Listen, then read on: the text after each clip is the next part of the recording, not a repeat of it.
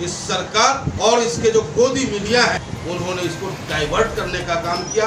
ऐसा माहौल बना दिया कि मुसलमान को देख करके हिंदू नफरत करने लगा। लेकिन ये भाजपा वाले, इनके अनुशासित संगठन और जो इनकी गोद में खेलने वाली मीडिया है, हमेशा से समाज के अंदर जार फैलाने का काम किया। इस सरकार ने, जब से ये भारतीय जनता पार्टी की सरकार आई है हमारे देश में, तब से लोकतंत्र के नींव को हिलाने का भरसक प्रयास हुआ।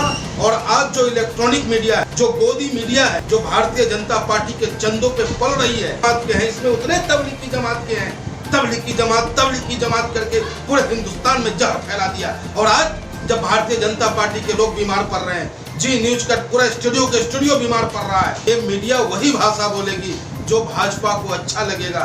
ये मीडिया वही बात करेगी जिससे कि मोदी जी का टीआरपी बढ़े और हिंदुस्तान में हिंदू मुस्लिम की खाई पटे। संदीप पात्रा से बहुत बड़ा बेवकूफ, उससे झूठा, उससे मक्कार, उससे फरेबी नेता हमने आज तक हिंदुस्तान में नहीं देखा। हमें सर्टिफिकेट की आवश्यकता है किसी भारतीय जनता पार्टी की नेता से कि मैं हिंदू हूँ? उससे पूछ करके मैं तिलक लगाऊंगा, उससे पूछ करके मैं चुटिया रखूंगा और वो हमसे कहेगा कि तू हिंदू नहीं है, तू जयचंद है। वो हमसे कहेगा कि तुम्हारा टीका फर्जी है।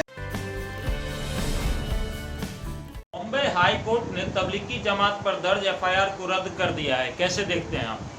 बॉम्बे हाई कोर्ट के फैसले का सम्मान, बॉम्बे हाई कोर्ट ने जो फैसला दिया है वो फैसला हिंदुस्तान में अमन चैन कायम करने का एक अहम फैसला आप मान सकते हैं।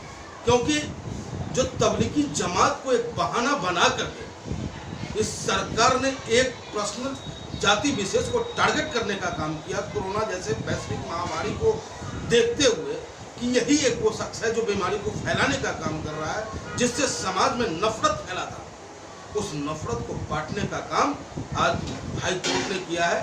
उस निर्णय का पूरा हिंदुस्तान, हर धर्म के लोग सम्मान करता है और उम्मीद करता है कि इसी तरीके से न्यायपालिका उचित निर्णय लेता रहेगा, जिससे कि हमारा लोकतंत्र सदैव सुरक्षित रहे। बॉम्बे हाईकोर्ट ने तबलीगी जमात पर दर्ज एफआईआर को रद्द करते हुए कहा कि विदेशियों को बलि का बकरा बनाया गया है, क्या कहेंगे आप? बिल्कुल बनाया गया है। अरे अपनी नाकामी आप छुपाने के लिए कब तक दूसरे के सर मढ़ते रहोगे? आप सही किट आप नहीं ला पाते हो, सही इलाज आप नहीं करवा पाते हो, आप अपने मंत्री तक को नहीं बचा पाते हो, आपका मंत्री दुर्व्यवहार का शिकार होता है हॉस्पिटल में। जो चेतन चौहान जी अभी मृत घोषित हो गए, वो कोरोना बीमारी की वजह से उनका मृत्यु हुआ है। तो ये सरकार हमेशा से, अब आप देखो ना, ये सरकार कोरोना जब हमारे हिंदुस्तान में आया तो ऐसा लगा कि हिंदुस्तान में हिंदू मुस्लिम की खाई पट गई। लेकिन इस सरकार और इसके जो गोदी मीडिया है उन्होंने इसको डाइवर्ट करने का काम किया। ऐसा माहौल बना दिया कि मुसलमान को देख करके हिंदू नफरत करने लगा। मैं आपको बताना चाहूँगा कि बहुत पहले हमने सब्जी बेचने का काम किया था ठेली पे, और उस मैसेज देने का काम किया था हिंदुस्तान के नौजवानों को। क्योंकि सब्जी बेचते हुए हमने ये मैसेज दिया था, हमसे कुछ लोगों ने पूछा था कि आपका नाम क्या है। हमने उनसे कहा नाम पूछोगे सब्जी नहीं दूंगा, मेरा नाम हिंदुस्तानी है। हिंदुस्तानी बन के अगर हमसे सब्जी आप खरीदते हो आपको सब्जी मिलेगा, अन्यथा मैं सब्जी नहीं दे रहा। तो हम समाजवादियों ने सदैव प्रयास किया कि समाज के बीच खाई न पटे। लेकिन ये भाजपा वाले, इनके अनुशासित संगठन और जो इनकी गोद में खेलने वाली मीडिया है, हमेशा से समाज के अंदर जार फैलाने का काम किया, जिसका विरोध समाजवादी पार्टी करता रहा है, करता रहेगा। और हिंदुस्तान में अमन चैन कायम हो, इसके लिए हमेशा प्रयासरत रहेगा। आज राजनीति का स्तर इतना नीचे क्यों चला गया है? हिंदू नेता मुस्लिम नेता को गलत बताते हैं, मुस्लिम नेता हिंदू को गलत बताते हैं, क्या कहेंगे आप, कैसे देखते हैं? नहीं, हिंदू नेता मुस्लिम को गलत नहीं बताता। जो कथित हिंदू हैं, जो अपने आप को सच्चे हिंदू कहते हैं, जो वो हिंदू है नहीं, वो सिर्फ आडंबरी करते हैं हिंदू के नाम पर, हिंदू की भावनाओं को कुड़ेदते हैं, वो लोग मुसलमान को टारगेट करते हैं। और वो मुसलमान नेता जो समाज का भला नहीं चाहता, देश का भला नहीं चाहता, वो हिंदू को टारगेट करता है। हम जैसा समाजवादी हिंदू, हम जैसा समाजवादी में रहने वाला मुसलमान देश से प्यार करता है, देश की आबो हवा से प्यार करता है, देश के इंसान से प्यार करता है। हिंदू मुस्लिम की बात समाजवादी पार्टी कभी नहीं की है, न करेगी। मुख्य धारा की मीडिया सच क्यों नहीं दिखाती है? क्यों धर्म और जात का उन्माद फैलाने में लगी रहती है? क्यों नहीं अभी दिखा रही है कि जो है बम्बई हाई कोर्ट ने जो है तबलीगी जमात पे दर्ज FIR को वापस किया है और साथ ही जो है ये भी कहा है कि इनको बलि का बकरा बनाया गया। क्या कहेंगे आप? बड़ा अफसोस होता है, लोकतंत्र का चार खंभा, न्यायपालिका, कार्यपालिका, विधायिका और पत्रकारिता, आप चार लोगों के कंधों पे हिंदुस्तान का लोकतंत्र अक्षुण्ण है। लेकिन अफसोस, इस सरकार ने, जब से ये भारतीय जनता पार्टी की सरकार आई है हमारे देश में, तब से लोकतंत्र के नींव को हिलाने का भरसक प्रयास हुआ। और आज जो इलेक्ट्रॉनिक मीडिया है, जो गोदी मीडिया है, जो भारतीय जनता पार्टी के चंदों पे पल रही है, वो आपको याद होगा जब ये कोरोना जैसी महामारी आई थी तो इस तरीके का टीवी पे मैसेज दिया जा रहा था, न्यूज चैनल पे कंटिन्यू, कि आज 200 कोरोना संक्रमित बीमार पकड़े गए, जिसमें 100 मुसलमान हैं, जिसमें इतने तबलीगी जमात के हैं, इसमें उतने तबलीगी जमात के हैं। तबलीगी जमात करके पूरे हिंदुस्तान में जहर फैला दिया। और आज जब भारतीय जनता पार्टी के लोग बीमार पड़ रहे हैं, जी न्यूज का पूरा स्टूडियो बीमार पड़ रहा है, और आज जब कोर्ट ने निर्णय दे दिया, उसके बाद इस मीडिया को चलाना चाहिए था, जिससे कि समाज में जो खाई बटा है उस खाई को पाटने का काम करे ये मीडिया। लेकिन हमें उम्मीद है कि ये चैनल सिर्फ वही भाषा बोलेगा जो मोदी जी कहेंगे, ये मीडिया वही भाषा बोलेगी जो भाजपा को अच्छा लगेगा, ये मीडिया वही बात करेगी जिससे कि मोदी जी का TRP बढ़े और हिंदुस्तान में हिंदू मुस्लिम की खाई पटे। लेकिन धन्यवाद के पात्र हैं आप लोग धन्यवाद के पात्र हो कि सोशल मीडिया के माध्यम से हिंदुस्तान के नौजवान और नागरिकों को जागरूक करते रहते हो। इसके लिए आप जैसे मीडिया को सोशल मीडिया के माध्यम से जो आप जगाते हो, इसके लिए आप बधाई के पात्र हो। मैं दिल की गहराइयों से आपके कार्य को सैल्यूट करता हूँ। सर, राजीव त्यागी जी की मौत को आज कई दिन हो गए, अभी तक कोई कार्रवाई नहीं हुई है। आप समाजवादी पार्टी से हैं, क्या कहेंगे आप?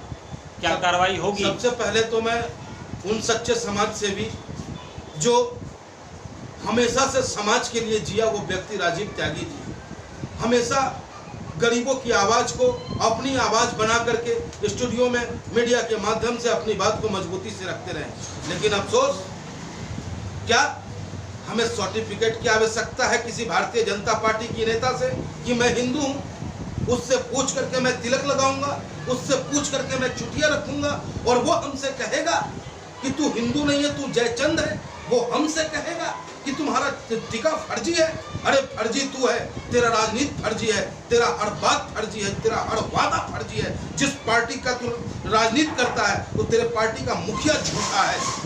संदीप पात्रा से बहुत बड़ा बेवकूफ, उससे झूठा, उससे मक्कार, उससे फरेबी नेता हमने आज तक हिंदुस्तान में नहीं देखा, और नहीं हम चाहेंगे कि हमारे हिंदुस्तान में संदीप पात्रा जैसा नेता पैदा ले। और राजीव त्यागी जी की पुण्य आत्मा के लिए भगवान से प्रार्थना करता हूँ कि उनको शांति मिले और उनके परिवार को दुख सहने की शक्ति मिले। दूसरी तरफ मैं शासन और प्रशासन से मांग करता हूँ, अगर गलती से आज यही डिबेट हमारे साथ संदीप पात्रा का हो रहा होता और वो जिस तरीके से उनके साथ व्यवहार किया, कसम पैदा करने वाले की, संदीप पात्रा को गोबर पात्रा बना देता मैं।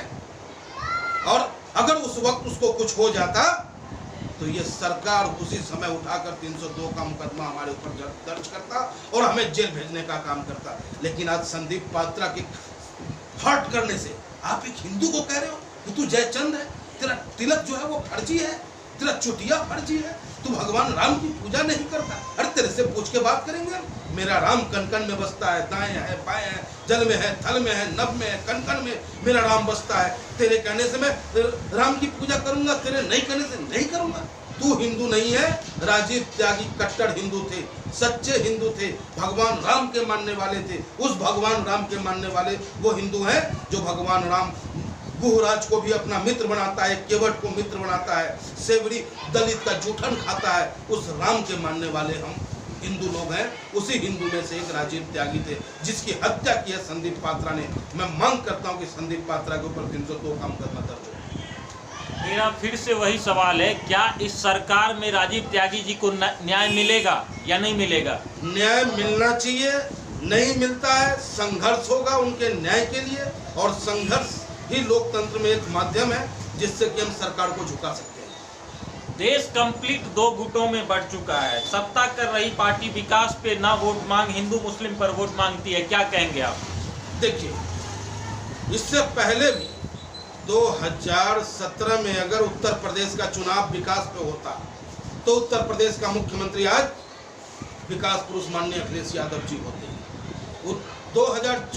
2019 का जो लोकसभा चुनाव हुआ, इसमें अगर मोदी जी में दम था तो उन्होंने अपने 5 साल के कार्यकाल में किए काम के दम पर जनता से वोट मांगते तो निश्चित रूप से भारतीय जनता पार्टी की सरकार नहीं होती। लेकिन जब जब चुनाव आया, अब आप देखो ना, सुशांत सिंह की हत्या हुई या आत्महत्या किया, उसके ऊपर हिंदुस्तान की जनता और बिहार की जनता ने संघर्ष किया, जिसका रिजल्ट है कि आज सीबीआई जांच हो रहा है। लेकिन जिनकी वजह से हम आज महफूज हैं, जिनकी वजह से खुले आबो हवा में हम रहते हैं, नेता हो या सरहद हो, अगर अच्छुन और सुरक्षित है तो उन फौजी भाई और जामबाजों की वजह से हम सुरक्षित हैं। और उस 40 जामबाज सिपाही हमारा पुलवामा में शहीद होता है। भारत पूछता है, भारत पूछ रहा है, भारत का नौजवान पूछ रहा है कि जो हमारे पुलवामा में शहीद हुए जवान, उसकी सीबीआई जांच कब होगी, उसकी सीबीआई जांच कब होगी। उसकी जांच की मांग हिंदुस्तान करता है, भारत करता है, समाजवादी पार्टी करता है। बहुत बहुत धन्यवाद जी।